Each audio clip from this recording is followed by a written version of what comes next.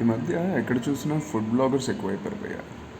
వీళ్ళు ఏం చెప్తున్నారంటే ఒక కొట్టుకు పట్టుకెళ్తారు. ఈ తాతగారు నేను చూస్తున్నాను చాలా కష్టపడుతున్నారు. ఈయన గత 30 ఏళ్ళుగా ఇక్కడ పనిచేస్తున్నారు అంట.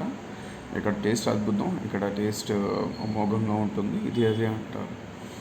ఇక్కడ మినిమం రోజుకి ఒక 2000 బట్టలు వెళ్తాయి.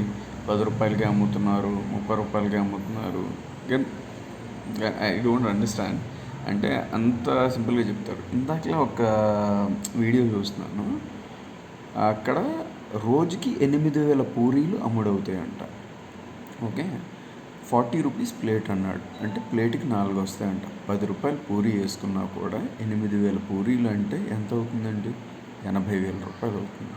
ఒక రోజుకి 80,000 రూపాయలు అమ్ముతున్నాడు అనేసి అంటే దానిలో మెటీరియల్ కాస్ట్, తర్వాత లేబర్ పెద్దగా ఏం లేదు, అక్కడ ఇద్దరే ఉన్నారు.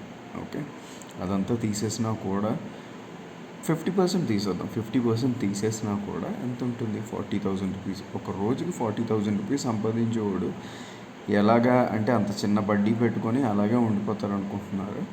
పోనీ డౌన్ టు ది ఎర్త్ అనుకుందాం, అలాగే ఉన్నారు అనుకుందాం. కొన్ని నమ్మేటిగా తీస్తే చాలా బాగుంటుందని నా ఉద్దేశం. ఓకే, మీరు ఇలాంటివి చేసి వాళ్ళని ఇంకా కొన్నిసార్లు కష్టాల్లోకి నెట్టినట్టు కూడా అవుతుంది. ఎందుకంటే వీళ్ళందరినీ జిఎస్టీలోకి లాగుతారు. జిఎస్టీలోకి వాళ్ళని లాగారంటే వాళ్ళ మీద ఛార్జెస్ ఎక్కువ పడతాయి. వాళ్ళు అమ్మేది ఏమి ఉండదు, ఇంకా తినేది కూడా ఏమి ఉండకుండా పోతుంది.